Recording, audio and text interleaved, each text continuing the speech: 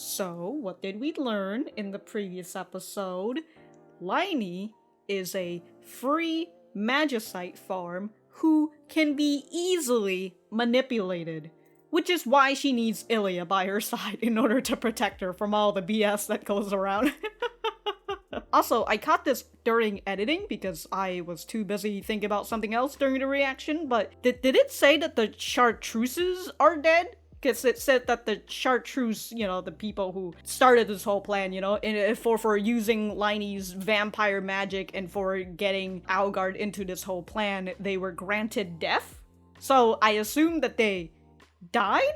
And then, like, a good chunk of, like, the people who were conspiring with them, you know, the people close to them, are also getting punished as well, which is why the castle is in chaos. But you know, if they're being granted death, I assume they're going to be put on an execution if they haven't died yet. But we'll just have to see how that one goes if they show it, or if, you know, we're just gonna head on over to volume 3, because I believe we are done with volume 2 now, so we're gonna get into volume 3 with only 2-3 episodes left, so well, we'll have to see how this goes. If you guys like the content, remember to leave the video a like and subscribe if you haven't. And if you did like the content, dislike the video and we'll be on our way. Let's get started.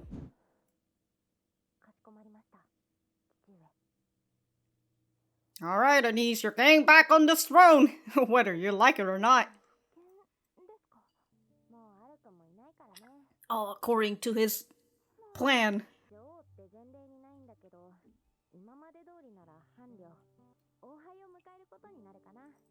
A prince consort.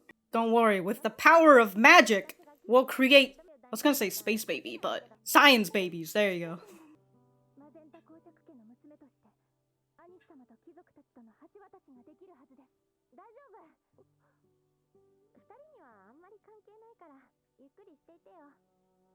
Pushing them away with this whole noble shit.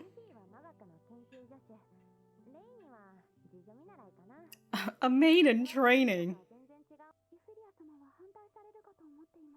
Oh,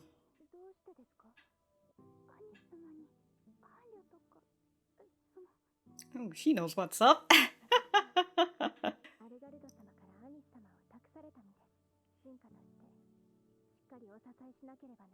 Why not by her side? Is that a timer? What is that?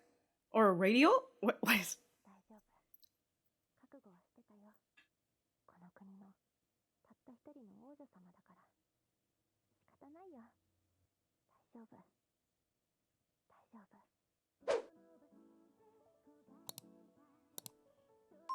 She's over here all like, oh yeah, I'd love to help you out, Euphyllia, when Euphyllia's feeling down.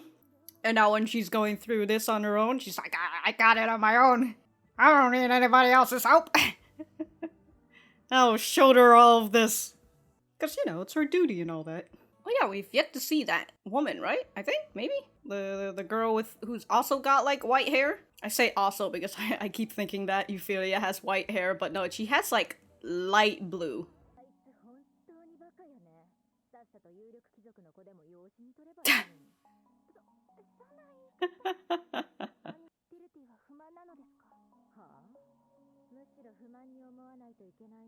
Damn, they're all just pointing it back at Euphyllia.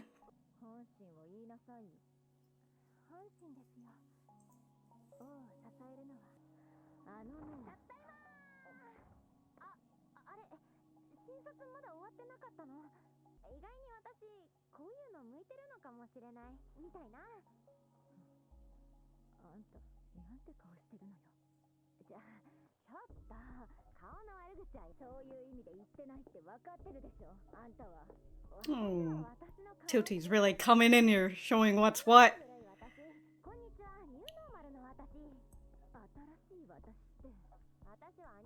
Is that what she was using? The...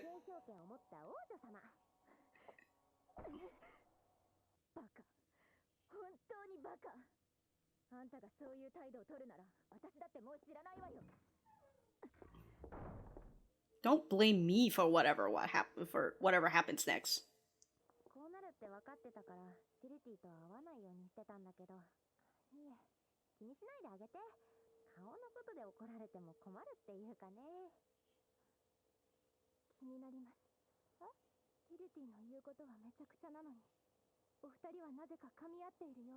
Hmm. Well, she is a genius young lady, so she's picking up stuff. She's just gonna avoid it all.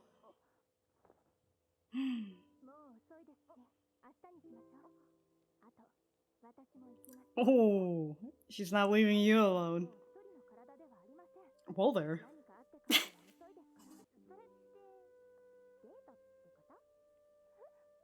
Sure.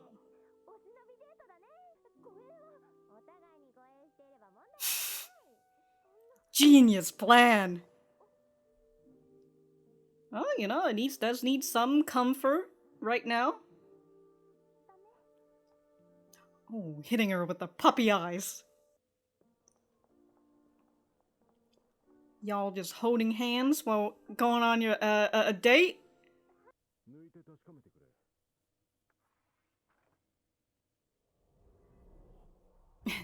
I was like, she just blows up the shop.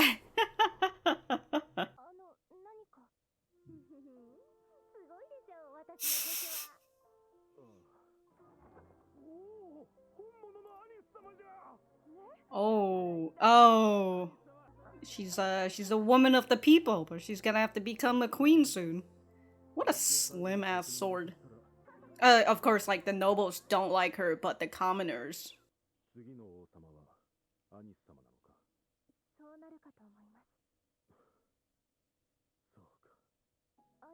Is that a sigh of relief, or...?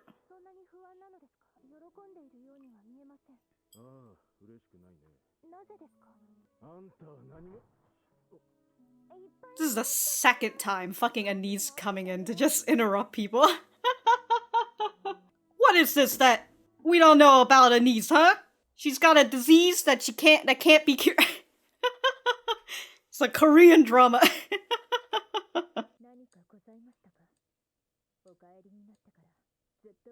Oh, maybe you can ask Euhpyllia about it, huh?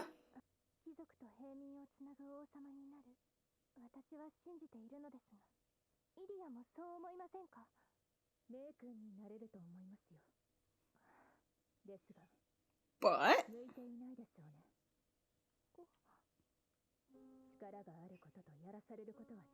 of course, to use it.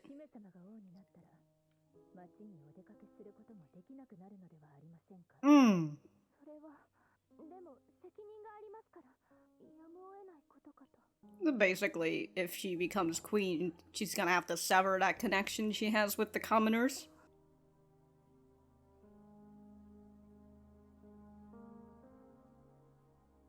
Damn, dude. She cleaned this place out?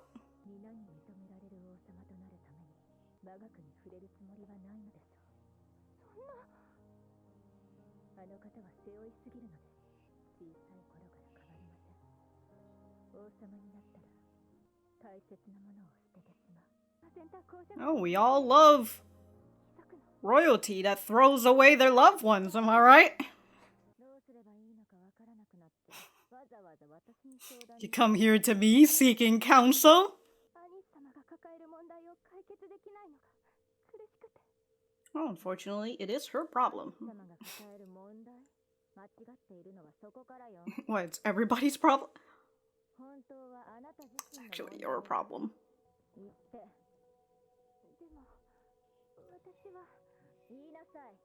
Man, this is some aggressive form of counseling.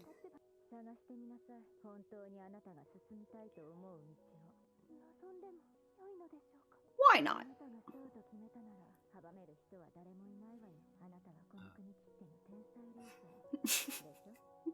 I'm glad Tilty is the one who goes to say, you are a genius young lady, right?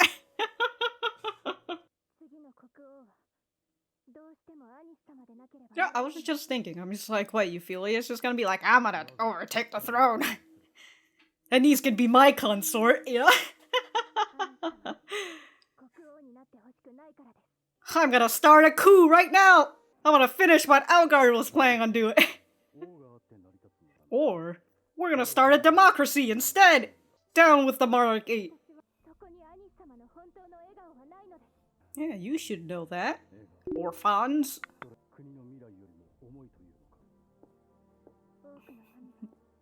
rests upon its...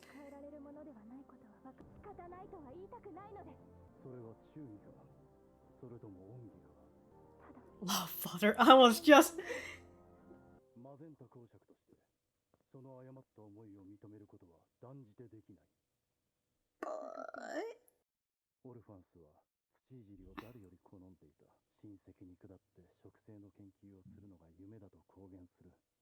Hmm.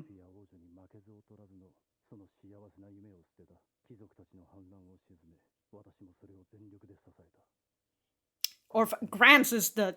God, I need to write down this. Orphans is the...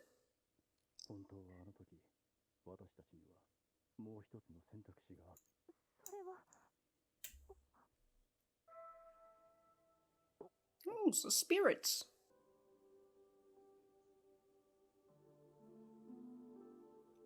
Yeah, I was just thinking, oh my god, it's another vampire. Who... It's not white hair, it's blonde, actually. She's a vampire!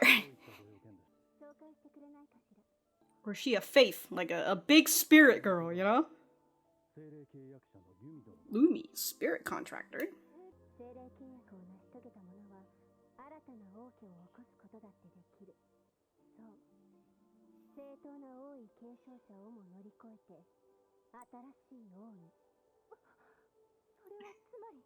She's like, I overheard your plan of a coup.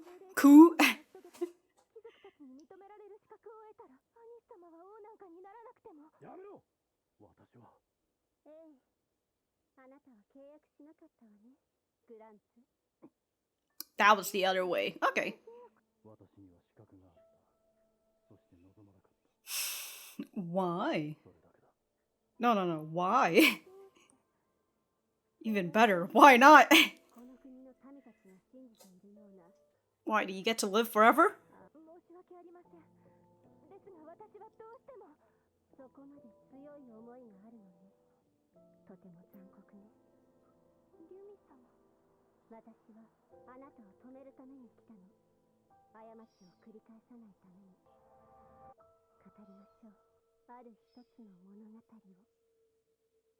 I don't know, we've been getting a lot of stories around here. Oh, seems like we're gonna have to listen to another story in the next episode. Okay, I thought... I don't know why I wrote Grantz and then I wrote Orphans. Grantz is Euphyllia's father, right? And then Orphans is Anis's father, the king. I don't know why I really like this. So in the end, Orphans wanted to just grow flowers. He wanted to be a gardener. But he ended up sacrificing that dream in order to stop the noble rebellion. And it became king. To which, anyway, so I was thinking, going back to the whole thing of like, oh, if Anis becomes queen, then she can't go out. And so I was just kind of like, alright, why don't we just switch the position then? Since it seems like Orphans' wife, you know, the queen, who's the consort, she seems to be going out everywhere. She's just like, I'm out of here. I got business to do with these other countries. She seems to be having the time of her life while her husband is locked up in the castle. Episode 11, The Spirit Contract of Despair and Determination. Okay, well, we're really heading on to onto a new plot line, aren't we? We'll just have to see it in the next episode, but until then, let us get back to the center. Alright, so that was episode 10 of Tensei Kakumei. Let me know what you guys think about it in the comments down below. You know that I always like talking to you guys. For me, I thought that this was a pretty alright episode, you know? It's just a low bridge that's taking us from last volume to the current volume. Wow, what a wayward words. But we're just getting introduced to a new issue, you know, with Algard gone now. He was the one who was supposed to take over, but now Anis has to be the one who takes over, and she's going through this whole spiel of like, oh man, I have to conform to people, even though this is exactly what Algard said. He's just like, why the fuck do you keep conforming to people? And now here's Anis like, damn, I'm gonna become queen. I have to conform to people's wishes. We really be out here, dog. learned absolutely nothing from Algard's rampage. I was gonna say it was a temper tantrum for a second there. His rampage. His little rebellion, you know? I really like that everybody has just been pointing towards Euphyllia with this whole issue of Anise. With the first one with Lumi being like, hey, like, I thought you were gonna argue with her more. Well, why didn't you do that? You know, like, I thought you guys got something together. Lumi knows what's going on. And then we have Tilty as well, who's just continuously directing this at her, because, you know, Tilty has had some talks with Euphyllia before, and she knows that both Euphyllia and Anise are lying off their fucking asses, and she's just tired. She's sick of these two fucking lying. Goddamn, dude. Tilty, such a great character. She's just, like I said, she's got one aggressive way of counseling people. Just tell me the truth. Say it! So this whole episode is a little more focused on Euphyllia, with, you know, the topic being Anise, where Euphyllia has to learn, well, she was lying to herself this whole time that, you know, of course, this is exactly what she wants, or it goes back to the whole thing of her obligation, you know, which is something that, you know, okay, so this is what was getting to me a little bit, is the feeling of these issues that I thought that we have gone past, at the very least gone past a little bit, it just surfaces right back up. You know, we went through this whole beginning of the anime about how Euphyllia was so ingrained into her duty that she just ends up becoming like a living puppet, essentially, who's just like this perfect girl. And so once she was taken away from that, she has no more purpose, and like she doesn't know what her duty is, right? And I thought that at the very least we've kind of taking a few steps, you know. This is like a 1 step forward, 2 steps back sort of situation, where it does feel like I thought that Euphyllia had taken a step forward on learning how to, you know, live her own life and have her own ambition and all that. But with the whole situation of Anise becoming queen again, and the whole noble royalty shit, right? Here's Euphyllia taking 2 steps back, and she's just kind of like, okay, this is my obligation, and, you know, as the daughter of, the Magenta family, I think that's, she's a Magenta, right? Or is Lumi, no, Lumi is Cyan. So yeah, Euphyllia is just kind of like, as the daughter of the Magenta family, I have to support her as the queen. And so that's a little frustrating to me, but I don't know, we'll have to see how it goes and fixes itself, because I do kind of get it, you know, because problems, they don't get resolved immediately, or at least not for everybody, you know, after they get past that point, because sometimes you just end up relapsing. and it kind of, that's what it feels, I think that's a little bit better when I think about it, you know, it just kind of, she just relapses, and she just goes right back to what she was thinking before, and of course, she has to be pulled out of it again, but this time by Tilty, who kind of just like, what do you fucking want? You know, I don't care about this bullshit that you're saying right now. Tell me from the heart what you want to do. So I like that throughout this whole situation, because of course Euphyllia was going through the whole aspect of like, okay, since I need to support her, you know, and Anise, she's gonna be a great queen when she gets the throne, you know, and people in the commenter loves her and all that, so whatever. And and of course we have this whole situation of people trying to tell Euphyllia something, and then Anise coming in to interrupt them, so we have to prolong it for a bit until we finally get the bombshell drop, which was with Euhpyllia saying, hey, if she becomes queen, she's not going to be able to visit the village, and if she's going to become queen, she has to get rid of her whole magicology identity, because if she keeps at it, the nobles aren't going to like her for that shit, so she has to conform to people. We have all that, and finally we have to talk with Tilty, you know, because Ilia's seeking counsel with Tilty, and she's finally, after the aggressive counseling, she was finally able to say what she really wanted, which was she didn't want Anise to be a queen. And then finally her going to talk to her dad, Grantz, not Orphans, Orphans is Anise's dad. She goes to talk to Grantz about it, you know, like, hey, so, I really like that she's like, so, is there another way that somebody can become a monarch? Can become the next queen or king or whatever? And Grant's just over like, why are you asking that? So, he was also telling a story. Actually, this is the third time, isn't it? This is the third time that someone was trying to tell Euphyllia something, and then they get interrupted. It's... Euphyllia just can't have a good conversation without someone coming and interrupting them. Or at the very least, you know, like, she has a 50% chance of someone coming in to interrupt her during her conversation with someone. Her dad, Grantz, was talking about how Orphans, you wanted to be, a commoner, a people person, or whatever, just be a gardener. He loves flowers. But he had to give that up in order to quell the rebellion and become king and basically keep this place together. To which, you know, the more you tell me about this whole shit with the royals rebelling and all that, the more I'm just like, why didn't we just follow Algard's plan and just kill all the nobles? Like I said, one of the only ways that you can get rid of this whole monarchy is getting the commoners to rebel. Get a fucking coup going on. I'm just saying, it's always an option. Anyways, where was I? Oh, Grantz was talking about how there could have been another way to do this instead of having Orphans give up his dream and all that. And so they get interrupted, and then we finally see the girl from the opening. I was just wondering about her.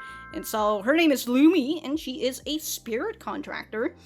And I guess she was just listening to them. I guess, you know, the spirits were there.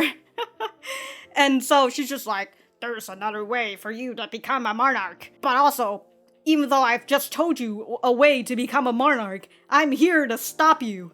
Like, thanks for telling her the way to become it, but now you're going to be like, I'm going to stop you there because I don't want the same thing to happen again. And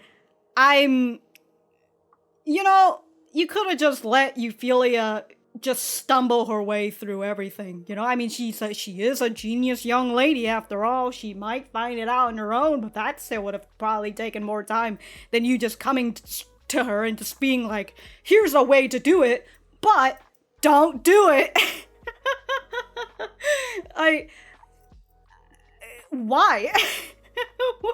The more I'm thinking about Lumi, I'm just like, why? Why did you do this, Lumi? She really be out here.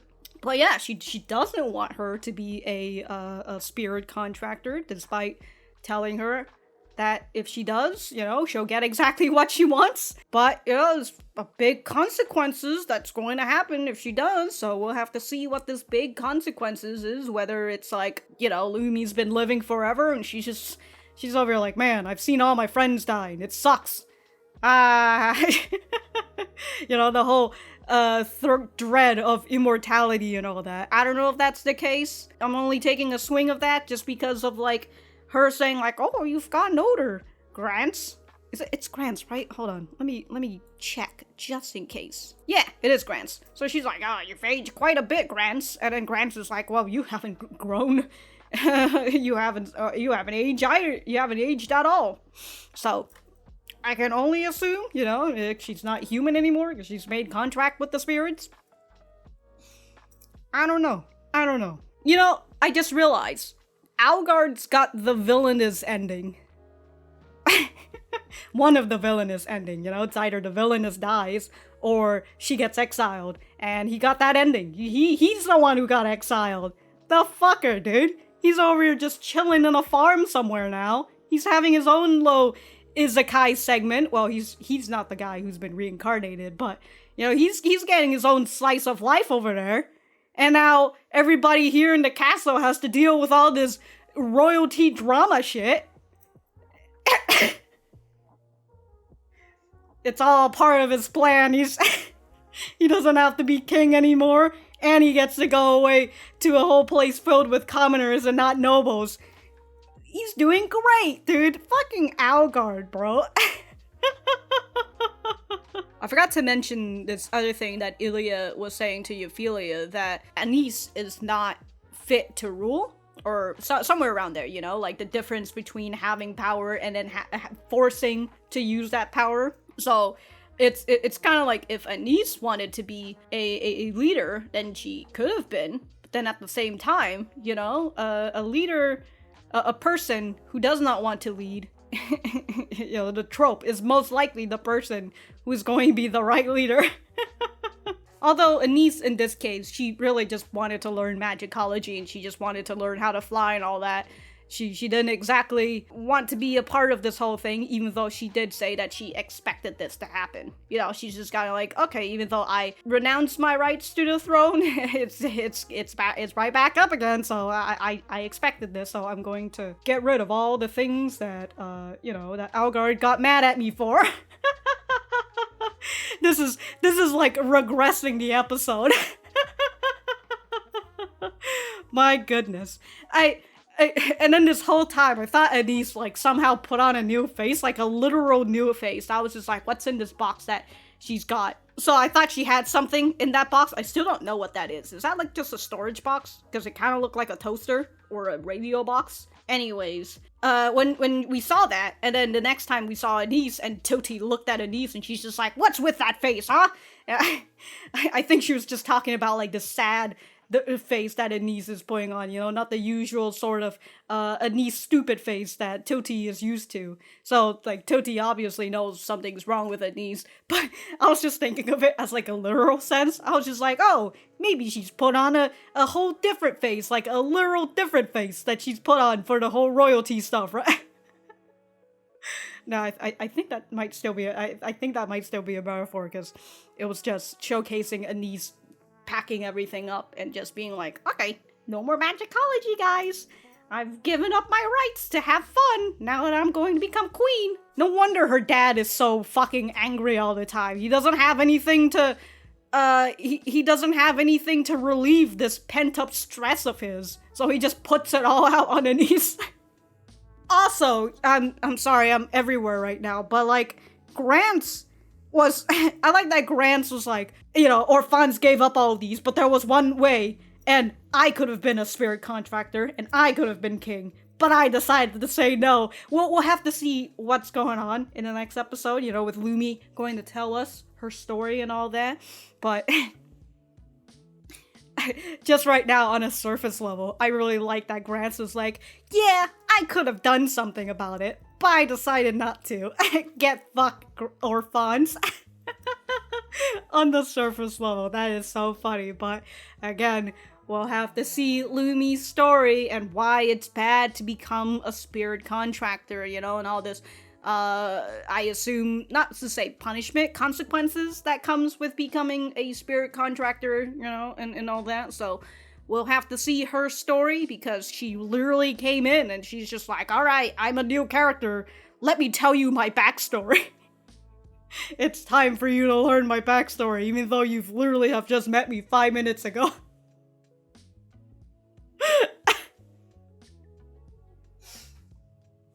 God, you know, I'm glad that I'm watching this as an anime and not having to read through the manga, because the amount of frustration I would have for the manga. That's currently the only thing that I can say about what's been going on in this episode, right? Other than, again, regressing the episode. But alright. If I have anything else to say, I will write it in the description down below. Thank you guys for sticking around, and I will see you guys in the next episode.